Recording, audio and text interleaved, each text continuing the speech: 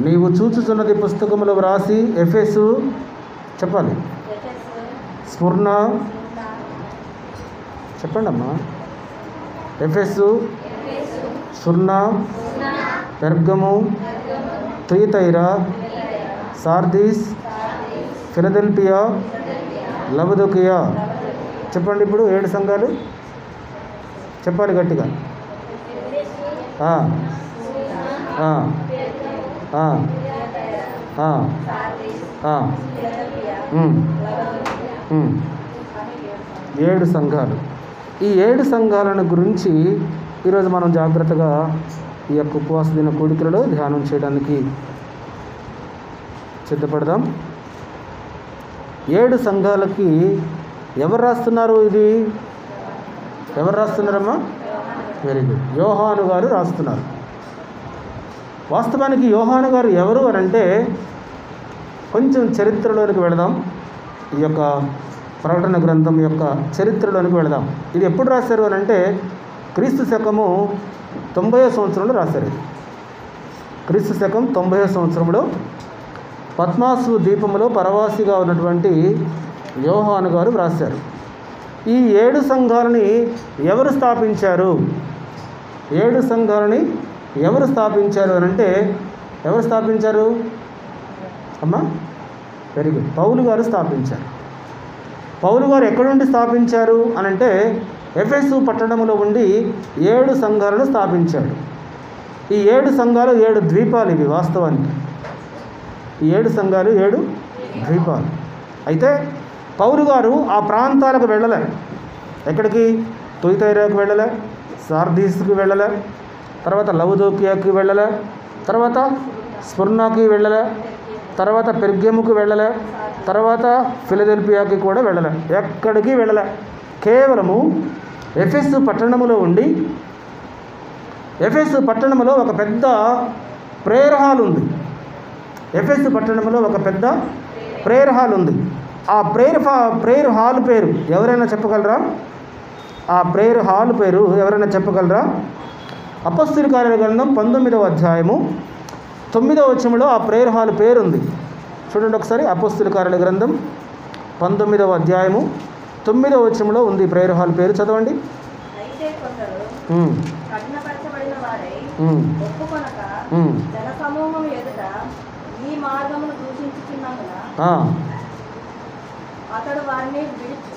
అతడు వారిని విడిచి శిష్యులను ప్రత్యేకపరుచుకొని ప్రతి దినము తురన్ను అను ఒకని పాఠశాలలో తర్కించుచూ వచ్చెను. ఏంటి ఆ స్థలం పేరు? ఆ స్థలం పేరు ఏం పేరు? తురన్ను. ఆ ప్రేయర్ హాల్ పేరేంటి? తురన్ను. ఆ స్కూల్ పేరు ఏం పేరు?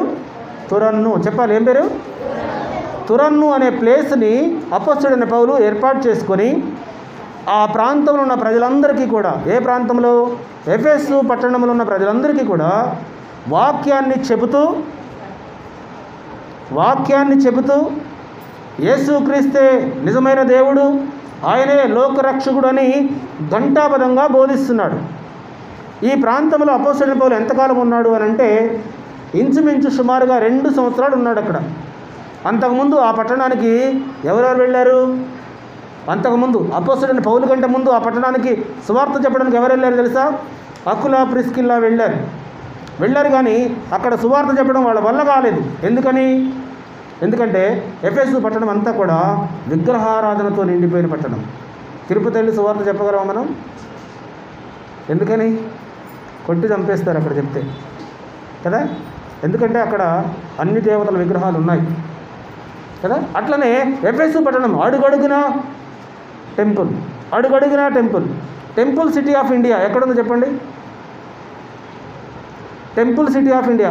ఆ సిటీకి వెళ్తే ఇండియాలో అడుగడుక్కి ఒక టెంపుల్ కనపడుతుంది. ఎక్కడది?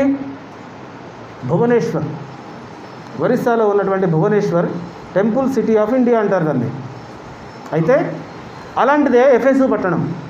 ఈ ఎఫెసు పట్టణంలో ఉన్నటువంటి అపొస్తలుడైన పౌలు సార్దీస్ నుంచి, ఫిలదెల్ఫియా నుండి, లవదొకియా నుండి, తుయతైరా నుండి, స్ముర్ణ నుండి వచ్చినటువంటి ప్రజలందరికీ కూడా సువార్త చెబితే వాళ్ళు క్రీస్తును అంగీకరించి వాళ్ళ ప్రాంతాలకు వెళ్ళి అక్కడ సంఘాలను స్థాపించారు. హల్లెలూయా చెప్పాలి. హల్లెలూయా.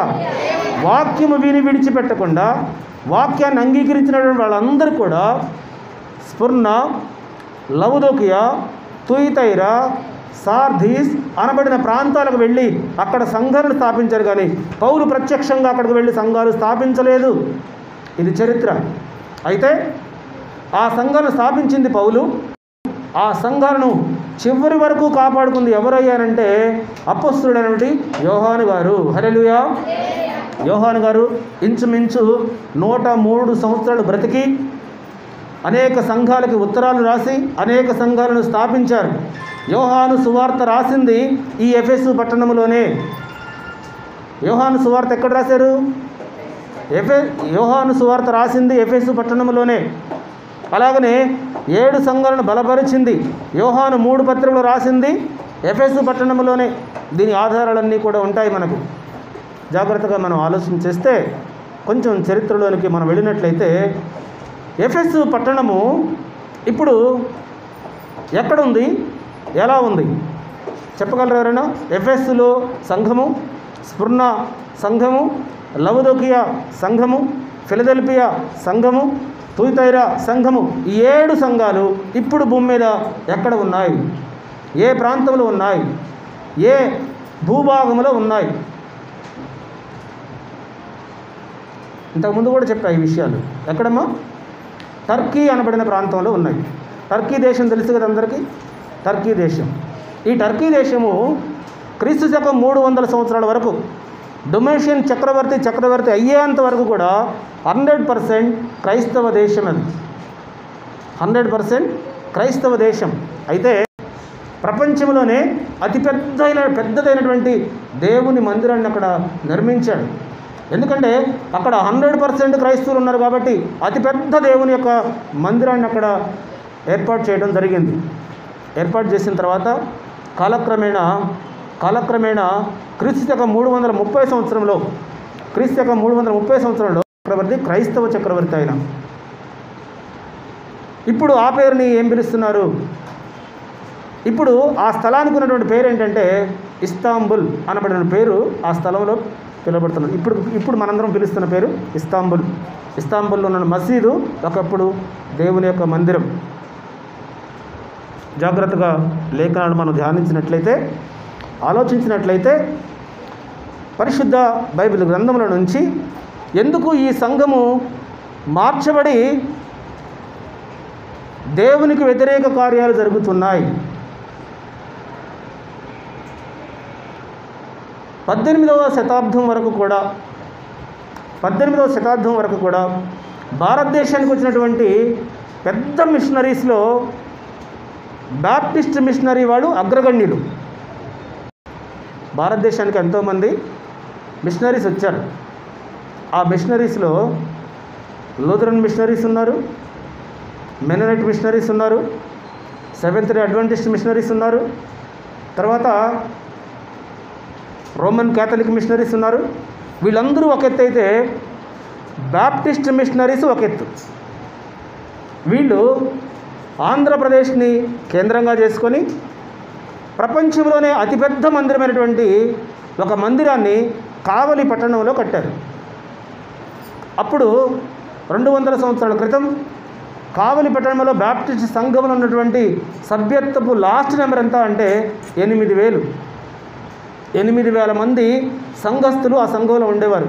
దానికి అనుబంధంగా అనాథాశ్రమాలు ఉన్నాయి, దానికి అనుబంధంగా ఓల్డేజ్ హోమ్స్ ఉన్నాయి, దానికి అనుబంధంగా స్కూల్స్ కాలేజీలు ఉన్నాయి, దానికి అనుబంధంగా ఇంకా హాస్పిటల్స్ కూడా ఉన్నాయి. ప్రపంచంలోనే అతిపెద్ద మందిరం అది. ఆనాటి దినాలలో చరిత్రలో లిఖించబడింది. వరల్డ్ రికార్డ్, గిన్నిస్ రికార్డులో అది నమోదు చేయబడిందంట ఆ టైంలోనే. కాలక్రమేణా బిషప్లు చనిపోయారు, మిషనరీస్ ఆగిపోయారు. కాలక్రమేణా తెల్లదొరల చేతుల్లో నుంచి నల్లదొరల చేతుల్లోనికి మందిరము వెళ్ళిపోయింది.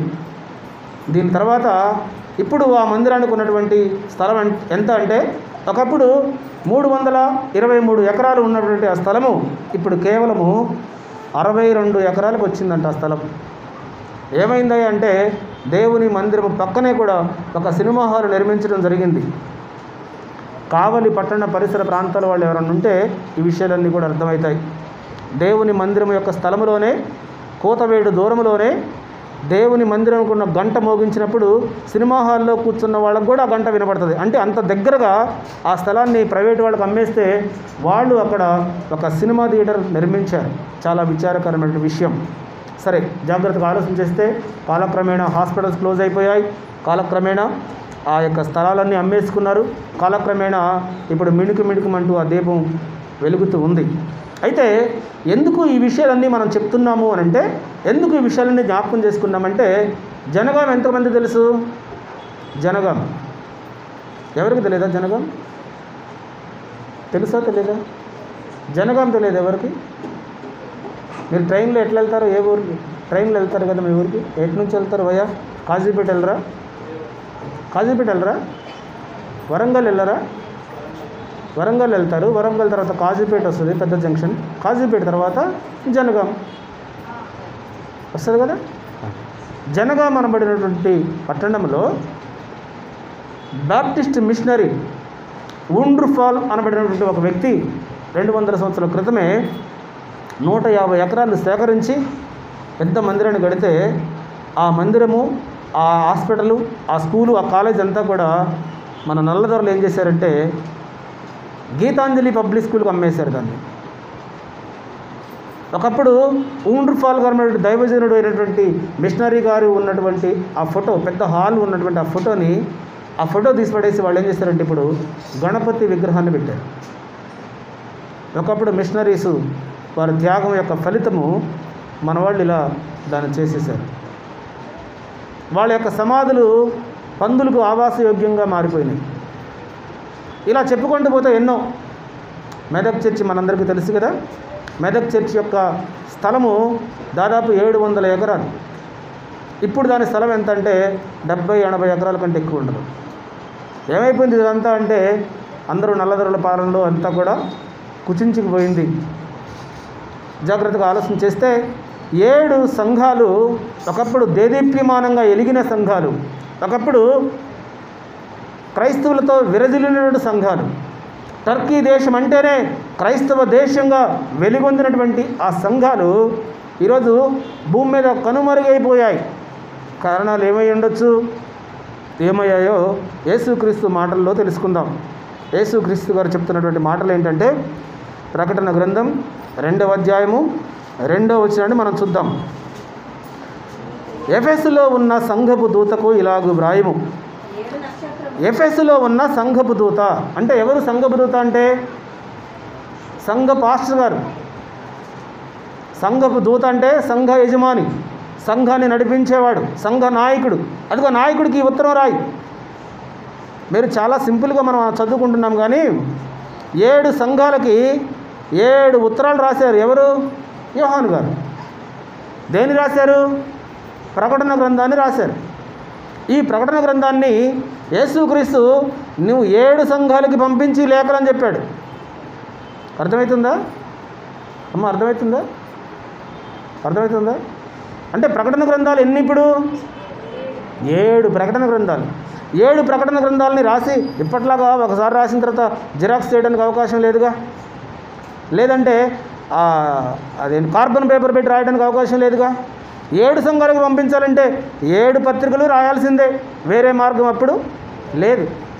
ఇప్పుడు యోహాను గారిని ఒకసారి ఆలోచన చేస్తే, వృద్ధాప్యంలో ఉన్నటువంటి కురువృద్ధుడైన యోహాను గారు తన యొక్క సంఘాలను బలపరచుకోవడానికి యేసుక్రీస్తు చెప్పిన మాటల్ని జాగ్రత్తగా వ్రాసి ఒక వ్యక్తికి ఇచ్చి పంపిస్తూ ఉన్నాడు.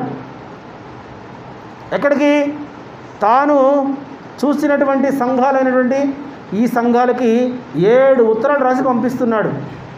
7 సంఘాలకి 7 ఉత్తరాలు. ఈ 7 ఉత్తరాలు కూడా 7 ప్రకటన గ్రంథాలు రాసి పంపిస్తున్నాడు. ఎంత ప్రయాస! పంపిస్తూ ఆయన మొదటి సంఘం గురించి మాట్లాడుతున్నాడు. మొదటి సంఘం ఎందుకు ఎన్నుకున్నాడు? ఎఫెసు సంఘము. ఎఫెసు సంఘం మొదటి సంఘం ఎందుకైంది? ఆ సంఘమే అనేకమైన సంఘాలు స్థాపించడానికి కారణమైంది. ఎఫెసులో ఉన్న సంఘమే మిగిలిన 6 సంఘాలు స్థాపించడానికి కారణం.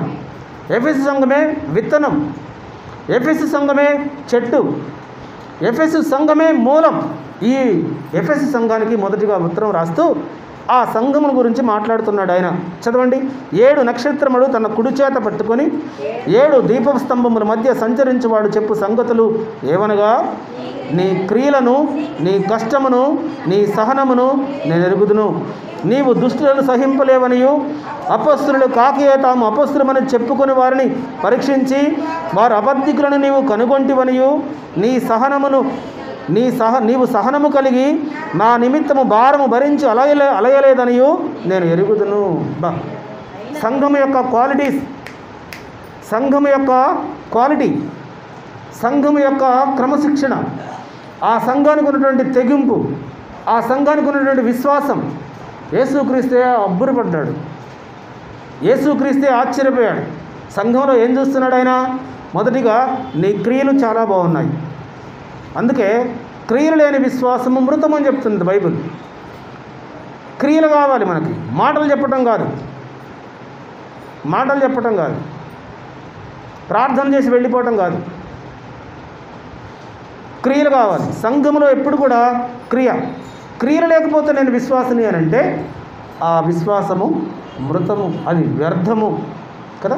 కాబట్టి ఇక్కడ అంటున్నాడు, యేసుక్రీస్తు అంటున్నాడు, నీ క్రియలను, నీ కష్టమును, నీ సహనమును నేను ఎరుగుదును. ఎందుకని అంత కష్టం వచ్చింది ఆయనకి? ఎఫెసు పట్టణము బహు భయంకరమైన విగ్రహారాధనతో కూడిన పట్టణం. అక్కడ సువార్త ప్రకటించాలంటేనే ఒక ఛాలెంజ్ పరిచర్య. అక్కడ ఎవరికైనా సువార్త ప్రకటించాలంటే పెద్ద ఛాలెంజ్.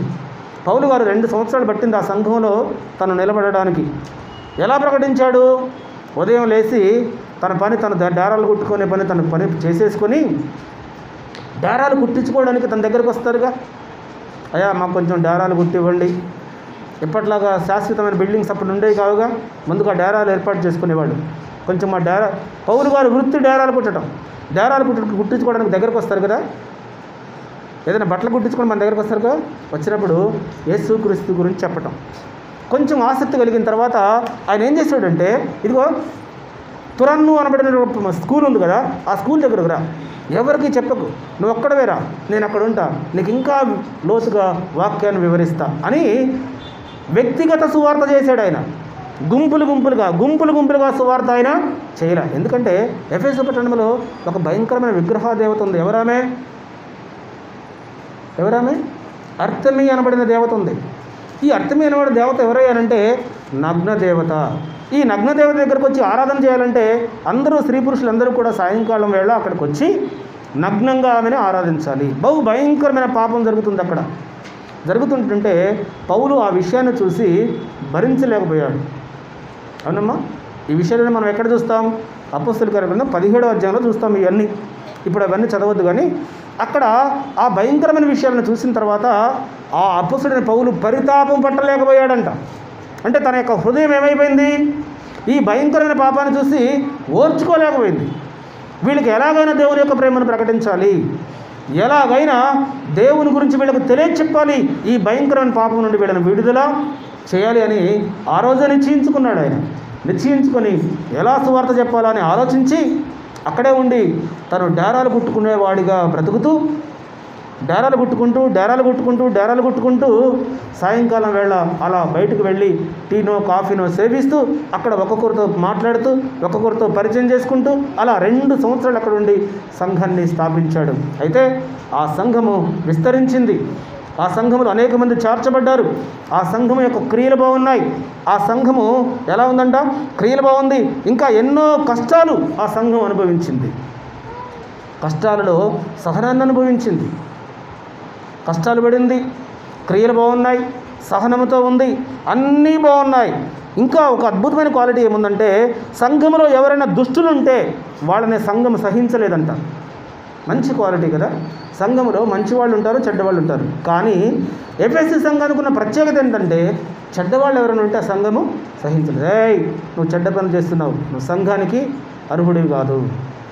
ఈ కార్యాలు సంఘములో కాదు, సంఘం బయట జరగాలి, నువ్వు సంఘానికి రావడానికి నువ్వు అర్హుడు కావు అని నిర్మోహమాటంగా చెప్పింది సంఘం. ఇంకా ఏం చేసిందో చూడండి ఆ సంఘము. దుష్టులను సహింపలేవనియు అపొస్తలులు కాకయే తాము అపొస్తలుమని చెప్పుకొని వారిని పరీక్షించి వారు అబద్ధికులని నీవు కనుగొంటివి. ఇంకోటి ఏం చేసింది సంఘము? చాలామంది గొప్పలు చెప్పుకుంటారు, నేను రెవరెండ్ని, నేను బిషప్ని, నేను అపొస్తలుని అని చెప్పుకుంటుంటారు. అలా చెప్పుకున్నటువంటి వాళ్ళ క్వాలిటీస్ సంఘం గమనించింది. చాలామంది అపొస్తలుని చెప్పుకుంటున్నారు. ఈ మధ్యకాలంలో ఒక ఆయన తను అపొస్తలుడని ప్రకటించుకుంటున్నాడు. ప్రకటించుకొని ప్రార్థన ఏం చేస్తున్నాడు తెలుసా? అయ్యా, నాకు విరోధంగా మాట్లాడుతున్నాడు సావాలి, నాకు విరోధంగా ఏర్పరచబడినటువంటి అనేక మంది రోగాలతోటి బాధలతోటి చచ్చిపోవాలి ప్రభువా అని ప్రార్థన చేస్తుంటాడు. అలాంటి ప్రార్థన చేసేవాడిని అపొస్తలుడు అంటారా? ఏమంటారు? వాడు దుష్టుడు, దుష్టుని యొక్క సంబంధి, నిన్ను హింసించి వారి కొరకు ప్రార్థన చేయి అని బైబిల్ చెప్తుంటుంటే, ఇది ఇలాంటి దొంగ అపొస్తలుడు ఆనాటి కాలంలో సంఘంలో ఉంటే, ఆ పరిసర ప్రాంతాల్లో ఉంటే, చెడ్డ సువార్తను చెప్తూ ఉంటుంటే ఈ సంఘం ఏం చేసిందంట? అలాంటి వాళ్ళని గుర్తించిందంట. అలాంటి వాళ్ళని ఏం చేసింది? గుర్తించింది. గుర్తించి వాళ్ళకు దూరంగా ఉంచింది సంఘం. తర్వాత ఇంకేం చేసింది?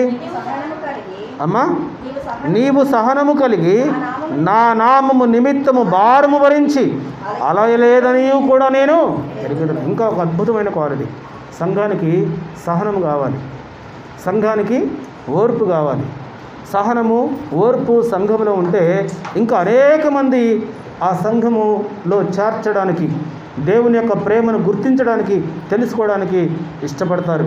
కాబట్టి ఆ సంఘములో క్రియలున్నాయి, ఆ సంఘములో సహనం ఉంది, ఆ సంఘంలో కష్టం కూడా ఉంది. ఇవన్నీ మంచి క్వాలిటీస్గా కనబడ్డాయి. కానీ ఒక తప్పు సంఘం మీద ఎత్తి చూపెడుతున్నాడు యేసుక్రీస్తు. ఏంటి ఆ తప్పు? అయినను మొదట నీకుండిన ప్రేమ నీవు వదిలితివి. చాలు. అన్నీ ఉన్నాయి కానీ సంఘానికి ఏం లేదంట? ప్రేమ లేదంట. ప్రేమ లేదు. నీ మీద ఒక తప్పు మోపుతున్నా నీలో ప్రేమ కనబడట్లేదు.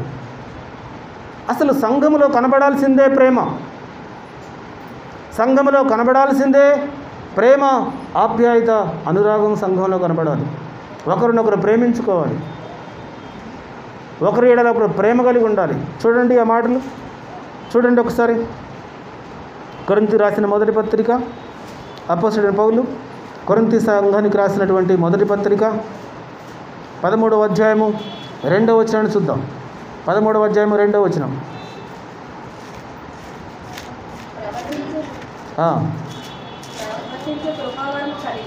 అమ్మా, అక్కడ రండి, కిందికి రండి. కొండలను పెగిలింపగల పూర్ణ విశ్వాసము గలవాడనైనను ప్రేమ లేని వాడనైతే నేను వ్యర్థుడను. పేదల పోషణ కొరకు నా ఆస్తి అంతయు ఇచ్చి కాల్చబడుటకు నా శరీరమును అప్పగించినను ప్రేమ లేని వాడనైతే నేను ప్రయోజనమేమీ లేదు. ప్రేమ దీర్ఘకాలము సహించును, దయ చూపించును.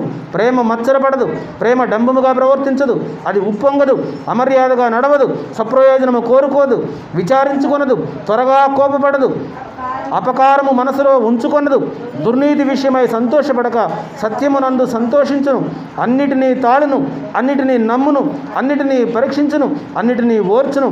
ప్రేమ శాశ్వత కాలము ఉండును. హల్లెలూయా. చూసా, సంఘములో ప్రేమ కలిగిన వ్యక్తులు ఉండాలి. సంఘం అంటేనే ప్రేమకు ప్రతిరూపంగా ఉండాలి. సంఘం అంటేనే ప్రేమకు ప్రతిరూపంగా సంఘం ఉండాలి. కానీ పైకి వచ్చినాడు కొన్ని చెప్పాడు. ఏంటి అవన్నీ ఉంటాయంట. నా శరీరాన్ని కాల్చబడుటకు ఇచ్చినా కానీ ప్రేమ లేని వాడనైతే నేను వ్యర్థుడను. నా ఆస్తినంతా రాసిచ్చినా సరే ప్రేమ లేని వాడనైతే, ప్రేమ లేకుండా ఆస్తి రాసిస్తారా? ప్రేమ లేకుండా ఆస్తి రాసిస్తారా? ఇస్తారు. ఎలా ఇస్తారు తెలుసా? పేరు కోసం ఇస్తారు, గొప్ప కోసం ఇస్తారు కదా, అతిశయం కోసం ఇస్తారు. పౌలు అంటున్న మాటలు, నేను అంటున్న మాటలు కాదు. ఆయన అంటాడు, పేదల పోషణ కొరకు నా ఆస్తి అంతా ఇచ్చి కాల్చబడుటకు నాకు శరీరం అప్పగించినా సరే ప్రేమ లేని వాడనైతే నాకు ప్రయోజనమేమి. చూసారా, ప్రేమ లేని వాడనైతే నాకు ప్రయోజనమేమి. అందుకే ఎఫెసీ సంఘంలో కనబడింది ఏంటి దేవునికి? చెప్పాలి. ఏం కనబడలేదు? చెప్పండి ఒకసారి. ప్రేమ కనబడలేదు. అన్నీ బాగున్నాయి, అన్నిటికీ 100 మార్కులు వేశాడు, కానీ ప్రేమ కనపడలేదు సంఘంలో. అందుకే యేసుక్రీస్తు అంటున్నాడు, నీ మీద తప్పు ఒకటి మోపవలసినది. ప్రేమ లేకపోతే ఏమైందంట? ప్రేమ లేకపోతే ఏమైందంట? ఏమైంది ప్రేమ లేకపోతే? చదవండి. నీవు మొదట నీకుండిన ప్రేమను నీవు వదిలితివి, నేను నీ మీద తప్పు ఒకటి మోపవలసి ఉన్నది. నీవు ఏ స్థితిలో నుండి పడితే అది జ్ఞాపకము చేసుకొని మారు మనసు పొంది ఆ మొదటి క్రియలను చేయము. అట్లు చేసి నీవు మారు మనసు పొందితేనే సరి, లేని ఎడల నేను నీ యొద్దకు వచ్చి నీ దీపస్తంభమును దాని చోటు నుండి తీసివేతును.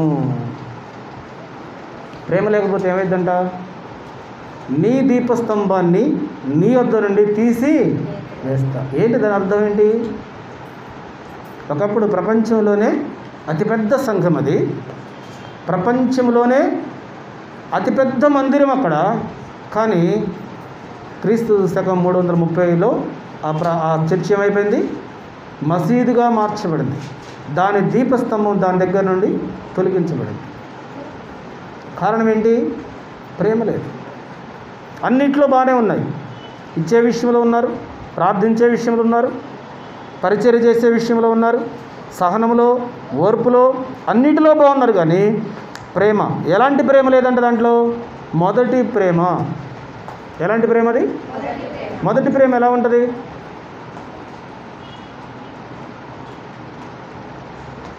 పరమగీత గ్రంథంలో ఒక మాట అంటాడు మొదటి ప్రేమ గురించి, తీయద్దు కానీ. పరమగీత గ్రంథంలో ఏమంటాడు తెలుసా? మొదటి ప్రేమను గుర్తు చేస్తూ ఒక మాట చెప్తాడు. ఏంటంటే, చాళ్లల్లో నక్కి నక్కి దాగి నన్ను వెతికితివి, నేడు నేను ఎదుటి పెడదగా ముఖము తప్పించితివి అంటాడు. మొదటి ప్రేమలో ఎలా ఉండంట? ఆయన చేనులో దాగి దాగి నక్కి నక్కి చూశాడంట. సహోదరి ప్రాణేశ్వరి, నా ప్రేయస్ ఎప్పుడొస్తుందని మొదటి దినములలో ఏం చేశాడు ఈయన? చేనులో నక్కి నక్కి నక్కి నక్కి చూశాడంట. కొంతకాలం అయిన తర్వాత ఆమె ఎదురు పెడితే ముఖాన్ని తప్పించాడంట కదా. పెళ్ళైన కొత్తలో భార్యాభర్తలు ఎలా ఉంటారు? పెళ్ళైన కొత్తలో అమ్మ బయటికి వెళ్ళి వస్తా అంటే, బయటికి వెళ్తున్నారా? ఎప్పుడు వస్తారు కదా? ఇప్పుడే పోవాలనా? మొదటి ప్రేమ, మొదటి దినాలు, సంవత్సరం అయిన తర్వాత బయటికి వెళ్ళి వస్తున్నా, వెళ్ళరా కదా. ఒక 1 year తర్వాత ఒకవేళ లేట్ అయినా కానీ అడగరు. మొదటి ప్రేమను నిదానంగా కోల్పోయింది సంఘం. ఒకప్పుడు ఎంతో ప్రేమతో, ఆప్యాయతతో ఒకరినొకరు కౌగిలించుకొని, ఒకరినొకరు పరామర్శించుకొని, ఒకరి యొక్క యోగక్షేమాల గురించి ఒకరు ప్రార్థన చేసి సంఘము దినదినము అభివృద్ధి చెందింది. కానీ మొదటి ప్రేమ రానున్న దినాలలో కోల్పోయింది సంఘం. కోల్పోయిన దాన్ని బట్టి ప్రేమను కోల్పోవడమే కాకుండా ఈ యొక్క ఎఫెసు సంఘం ఇంకేం కోల్పోయింది చూడండి. ఇంకా ఏం కోల్పోయిందో అది 7వ వచనం చూడండి ఒకసారి. 6వ వచనం చూడమ్మా. అయితే ఈ ఒకటి నీలో ఉన్నది, ఇంకొకటి రెండోది చెప్తున్నాడు. నికోయిలాతు క్రియలు నీవు ద్వేషించుచున్నావు, నేను కూడా వీటిని ద్వేషించుచున్నాను. చెవి గలవాడు ఆత్మసంఘములతో చెప్పుచున్న మాట వినుగాక. జయించువానికి దేవుని పరదైసులో ఉన్న జీవవృక్ష ఫలములు భుజింపనెత్తును. ఇంకోటి, నికోయిలాతు క్రియలు వ్యతిరేకించిందంట సంఘం. నికోయిలాతు క్రియలు అంటే ఏంటి? ఎప్పుడన్నా ఆలోచించారు ఆ మాట చదివినప్పుడు? నికోయిలాతు క్రియలు అంటే అప్పుడు గుళ్ళు కట్టారు. దేవుళ్ళని కాకుండా ఎంపరర్స్ని ప్రేయర్ చేయడం కోసం ఆ గుళ్ళో దేవుని ఫోటో కాకుండా రాజుల ఫోటోలు పెట్టుకున్నారు వాళ్ళు. అంటే వాళ్ళకు వాళ్ళే దేవుళ్ళుగా ప్రకటించుకున్నారు. వాళ్ళకు వాళ్ళే నేనే అనబడినటువంటి స్థితికి వాళ్ళు వచ్చేసారు. నికోయిలాతు అనే పదము 2 పదాల కలయిక. అది ఒక పదం కాదు, 2 పదాల కలయిక. మనకి పిల్లలకి స్పోర్ట్స్ షూ చూస్తుంటారు కదా, ఎక్కువ మంది స్పోర్ట్స్ షూ వాడతారు. నైకీ అనబడినటువంటి స్పోర్ట్స్ షూ. నైకీ ఇందులో ఉన్న పదం అది. నికోయిలాత్, నైకీ, లైకీ అనబడిన 2 పదాల కలయిక. ఈ నైకీ ఎవరు అనంటే NIKE, నైకీ ఎవరు అంటే విజయానికి సూచనగా ఉన్నటువంటి దేవత నైకీ.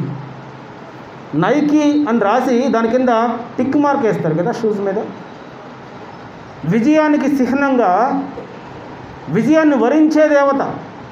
ఇప్పుడు భారతదేశంలో కూడా కొన్ని దేవతలు ఉన్నాయి. చదువు బాగా వస్తుందంటే ఏ దేవత కావాలి? సరస్వతీదేవి కావాలి. బాగా డబ్బు కావాలంటే ఏ దేవత కావాలి? ధనలక్ష్మి కావాలి, భాగ్యలక్ష్మి కావాలి కదా. ఇలా భారతదేశంలో కూడా కొన్ని దేవతలు ఉన్నాయి. అదృష్ట దేవత, భాగ్యలక్ష్మి, ధనలక్ష్మి, సంతానలక్ష్మి కదా, అనేక రకాల లక్ష్మీలు ఉన్నాయి.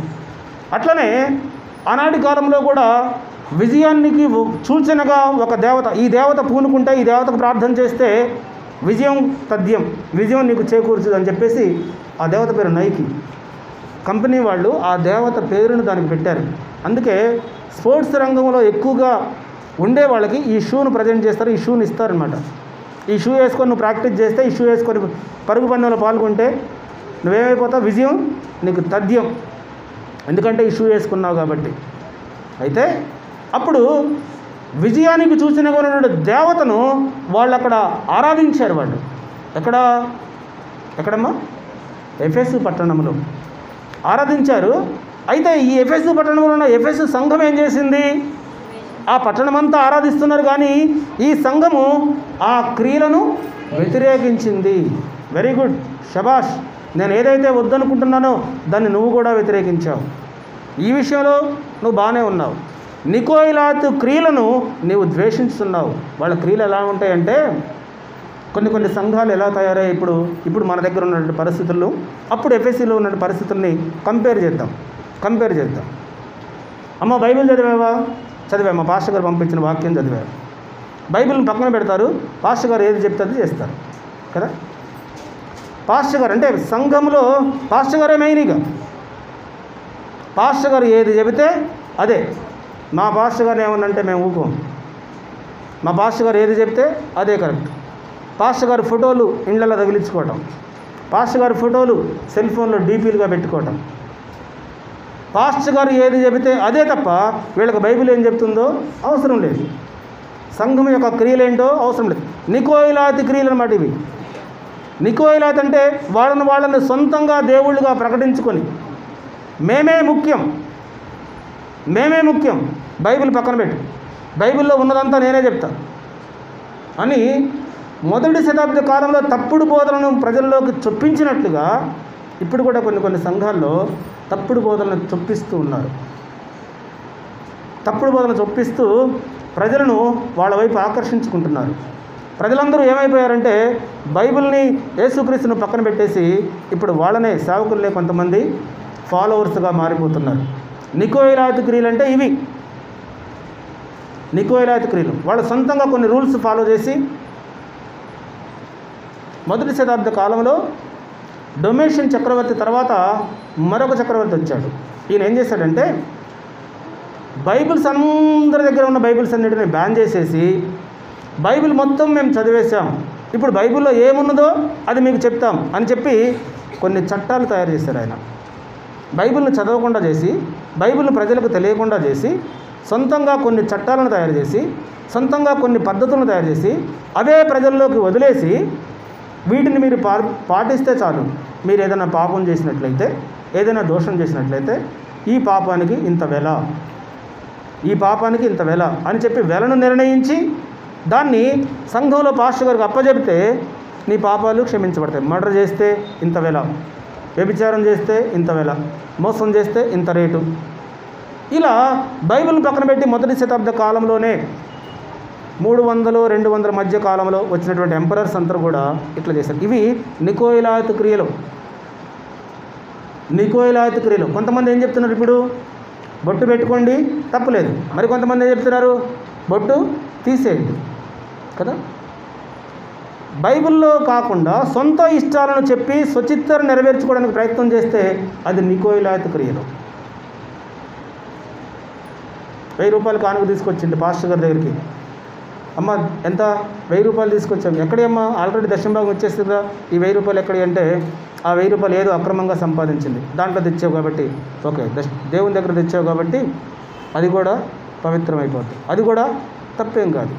ఇట్లా ఫ్లెక్సిబుల్గా విశ్వాసులను తప్పుదోవ పట్టిస్తూ వాక్యాన్ని అనుకూలంగా మలుచుకుంటూ విశ్వాసులను మభ్యపెడుతూ బోధించేది నికోలాయితు క్రియలు.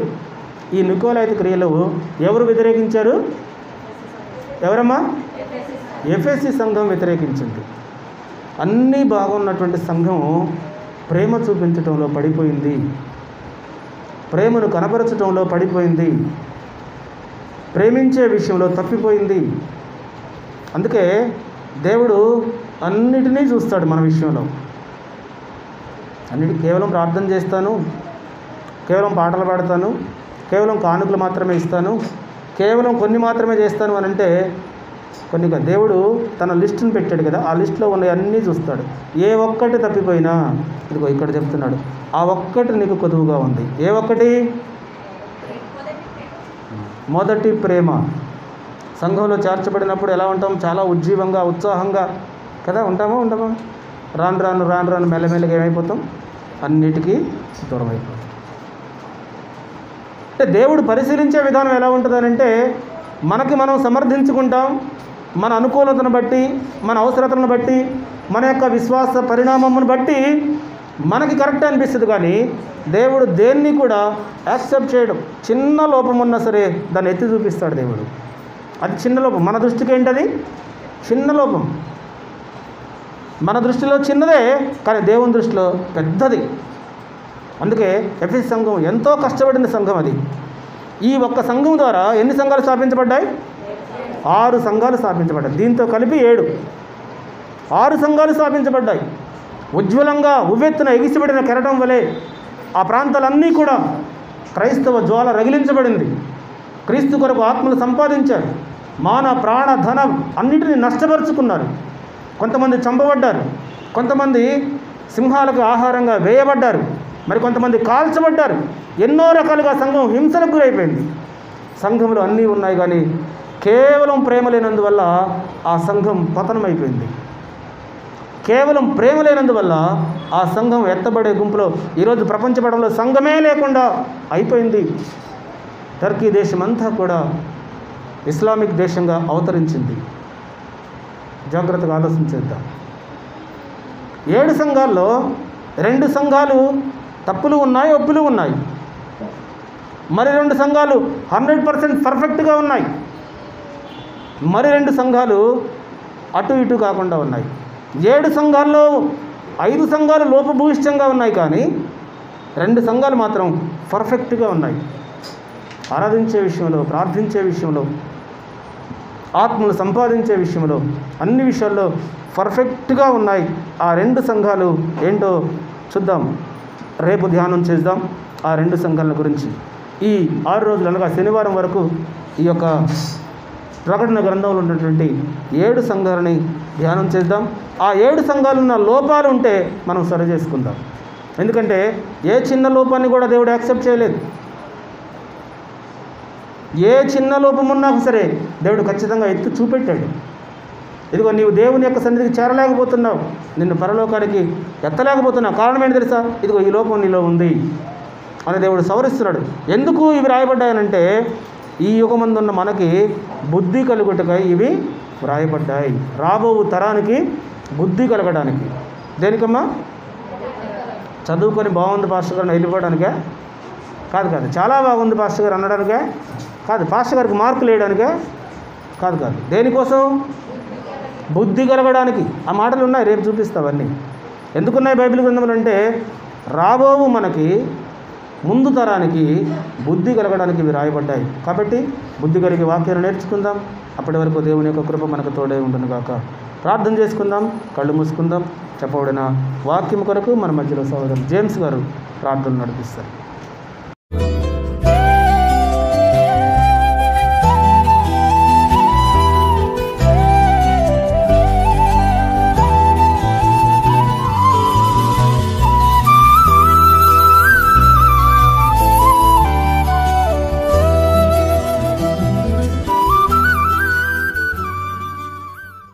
ఆన్లైన్లో మన యొక్క యూట్యూబ్ ఛానల్ ద్వారా, అలాగనే ఫేస్బుక్ ద్వారా మన యొక్క కార్యక్రమాలు ప్రసారం అవుతాయి. బ్యాప్టిస్ట్ చర్చ్ ఫిలిం నగర్ బట్టి యూట్యూబ్ ఛానల్ను, అలాగనే బ్యాప్టిస్ట్ చర్చ్ ఫిలిం నగర్ బట్టి ఫేస్బుక్ను కూడా